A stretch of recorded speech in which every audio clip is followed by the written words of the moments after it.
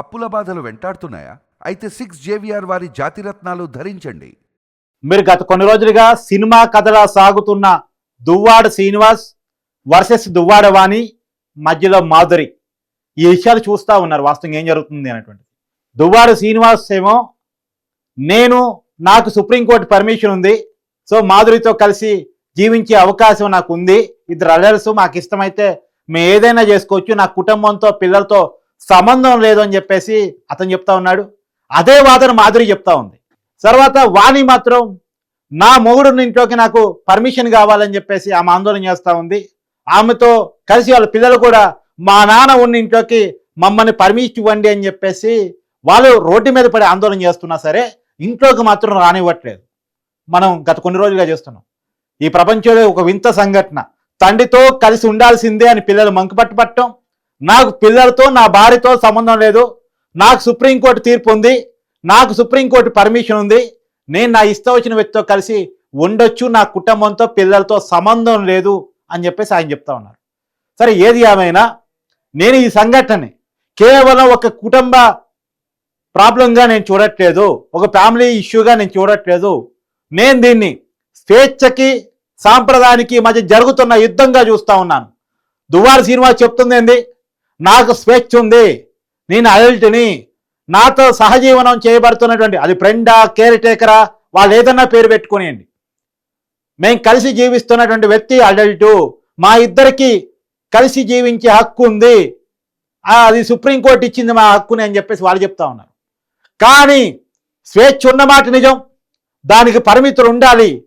ఏ supreme court, ఈ దేశంలో ఏ court కుటుంబాన్ని పిల్లల్ని నడి రోడ్డు మీద వదిలేసి నీకు స్వేచ్ఛ ఉంది కదా అని చెప్పేసి ఇంకొకరితో కలిసి వెళ్ళిపోయి కుటుంబాన్ని పక్కన పెట్టమని ఏ కోర్టు చెప్పదు. దువ్వాడ శ్రీనివాస్ గారు, మన సాంప్రదాయాల ప్రకారం, మన విలువల ప్రకారం, మనం నమ్ముతున్నటువంటి విలువల ప్రకారం ఖచ్చితంగా కుటుంబానికి పిల్లలకి ఖచ్చితంగా బాధ్యత వహించాల్సిందే. ఇప్పుడు భార్య అంటే నువ్వు ఇష్టపడి చేసుకున్న వ్యక్తి, అప్పుడు కూడా దువ్వాడ వాణిని లవ్ మ్యారేజ్ చేసుకున్నారు, ఇష్టపడే చేసుకున్నారు, అది పక్కన పెట్టండి. ఇవాళ ఇష్టం లేదని చెప్తున్న వ్యక్తి ఒకనాడు ఇష్టంతోనే పెద్దలకి ఇష్టం లేకపోయినా, అంటే దువ్వాడ వాణి గారి ఫాదర్కి మదర్కి ఇష్టం లేకపోయినా దువ్వాడ వాణిని ప్రేమించాలని చెప్పి దువ్వాడ వాణిని నమ్మించేసి వాళ్ళ పేరెంట్స్ని బలవంతంగా ఒప్పించేసి పెళ్లి చేసుకున్నాడు. మరి ఇవాళ ఇష్టం లేదని చెప్తున్నాడు. సరే పోనీయండి, ఒకనాడు ఇష్టం ఉంటుంది, ఇంకో రోజు ఇష్టం ఉండదు. మన మాదిరినైనా రోజు ఇష్టం ఉంటుందా, తర్వాత ఇంకో నాడు తర్వాత మరి అది తెలియదు మనకి. కానీ నువ్వు పిల్లలు, భార్య అంటే ఇష్టం, మీ ఇద్దరు ఇష్టం ప్రకారం పెళ్లి చేసుకున్నారు, పిల్లలు వాళ్ళ ఇష్ట ప్రకారం రాలేదు, మీ ఇద్దరు ఇష్టపడితే మీ ఇద్దరికి ఇద్దరు పిల్లలు వచ్చారు, అంటే మీ ఇద్దరు ఇష్ట ప్రకారం వాళ్ళకి సంబంధం లేకుండానే వాళ్ళు మీ భూమి మీద తీసుకొచ్చారు. భూమి మీద తీసుకొచ్చినప్పుడు వాళ్ళు చనిపోయేంత వరకు వాళ్ళు బరువు బాధ్యతలు, మంచి చెల్లు ఖచ్చితంగా పేరెంట్స్గా మీ బాధ్యత. దువ్వాడ శ్రీనివాస్ గారు ఈ విషయం గుర్తుపెట్టుకోండి. మనం నమ్మే విలువల ప్రకారం, మనం నమ్మే పద్ధతుల ప్రకారం దీన్ని ఏ కోర్టులు, ఏ చట్టాలు దీన్ని తప్పు చేయలేవు. ఖచ్చితంగా పిల్లలకి మీరు ఆన్సరబుల్గా ఉండాల్సిందే, పిల్లలకి కేర్ టేకర్గా ఉండాల్సిందే, వాళ్ళు మంచి చెల్లో వాళ్ళకి లవ్ బాండింగ్ని మీరు ఇవ్వాల్సిందే ఖచ్చితంగా. ఎందుకంటే ఇలా పిల్లలు రోడ్డు మీద పడి మా నాన్న ఉన్న ఇంట్లోకి మమ్మల్ని ఎలా వచ్చే ఆ వాస్తవానికి ఇంకోటి కూడా ఒక చెప్తా.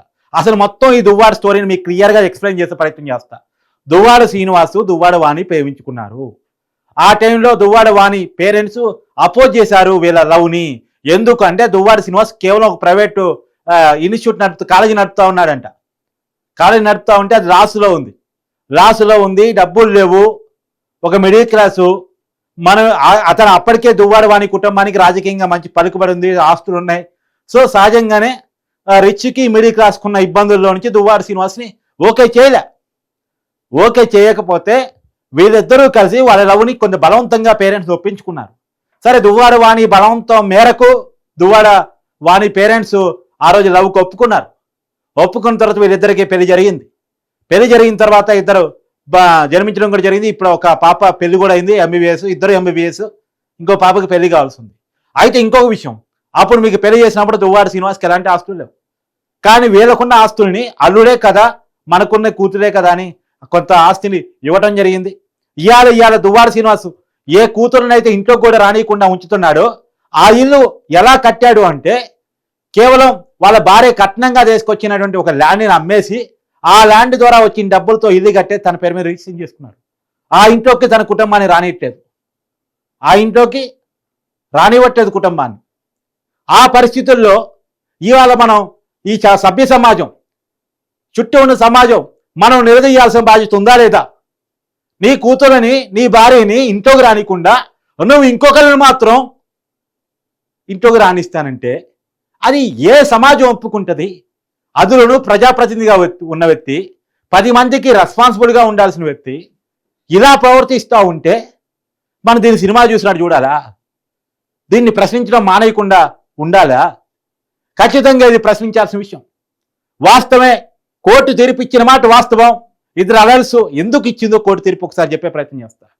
కోర్టు తీర్పు ఎందుకు ఇచ్చింది అంటే, వివాహేతర సంబంధాలు, వ్యభిచార కేసులు ఎక్కువైతున్న సమయంలో అసలు ఈ వివాహేతర సంబంధాలకి ఒక నిర్వచనం రావాలి అని చెప్పేసి పెద్ద ఎత్తున కోర్టులో పిటిషన్ పడుతున్న సమయంలో ఇద్దరు అడల్ట్స్ వాళ్ళ ఇష్టమైతే ఏదైనా చేసుకోవచ్చు అనేటువంటి ఒక అల్టిమేట్ డెసిషన్ ఇవ్వటం జరిగింది.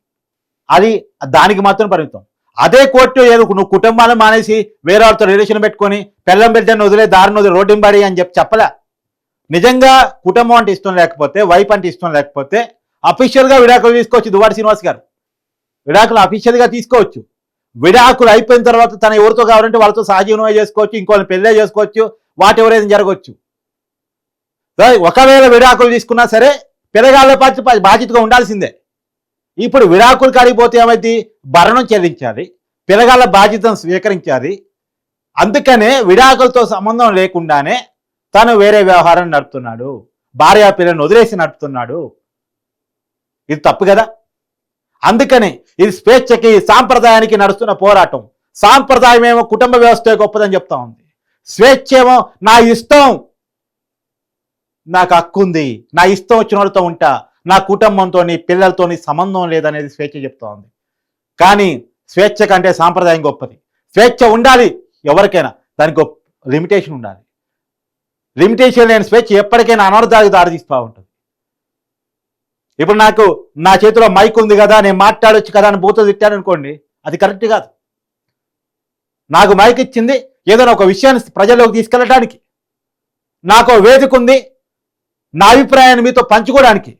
కానీ ఆ పేరుతోటి ఒక వ్యక్తినో లేదా ఒక వ్యవస్థనో వ్యక్తిగతంగా ఐడెంటిటీగా దూషిస్తే అది తప్పు అవుతుంది. అందుకనే నేను చెప్తా ఉన్నాను, ఖచ్చితంగా సాంప్రదాయాలు, విలువలు, కట్టుబాట్లు మన సమాజంలో ఏవైతే ఉన్నాయో వాటిని గిరిగీసి దాటిపోయి ఇష్టం వచ్చినట్టు ప్రవర్తిస్తే సమాజం ఊరుకోవాల్సిన అవసరం లేదు. అలాంటి వ్యక్తులను అవసరమైతే ఈ సమాజానికి వెలివేయాలి. ఈ సమాజంలో మీరు బతకడానికి అనర్హులని చెప్పగలగాలి. అలాంటి వ్యక్తుల్ని మనం ప్రజాప్రతినిధిగా ఎన్నుకొని కనుక చట్టసభలోకి పంపిస్తే రేపటి సమాజాన్ని తప్పుడుగా తయారు చేసుకున్నాం అవుతాం. నిజానికి ఇప్పటికే సమాజం ట్రెండ్ మారింది, ఎటు దారిపోతుందో తెలియట్లేదు. మనం చూస్తూ ఉన్నాం, మరి రాజకీయ లావణ్య కేసులో చూస్తూ ఉన్నాం, ఇతర కేసుల్లో మనం చూస్తూ ఉన్నాం. కానీ ప్రజాప్రతినిధులు కూడా ఇలా వ్యవహరిస్తూ ఉంటే, ప్రజాప్రతినిధి కూడా ఇలా ఉంటే రేపొద్దున మా నాయకుడే ఇలా ఉన్నాడు, మేము ఎలా ఉంటాం అనే పరిస్థితి. నేను వైసీపీ అధ్యక్షుడిగా ఉన్నటువంటి జగన్మోహన్ రెడ్డి గారికి కూడా విజ్ఞప్తి చేస్తా ఉన్నాను, ఖచ్చితంగా దువ్వాడ శ్రీనివాస్ని పిలిపించండి, ఎమ్మెల్సీ పదవికి రాజీనామా చేయించండి, పద్ధతిగా కుటుంబాన్ని చూసుకోమనండి, లేదంటే పార్టీని సస్పెండ్ చేసి పక్కన పడేయండి.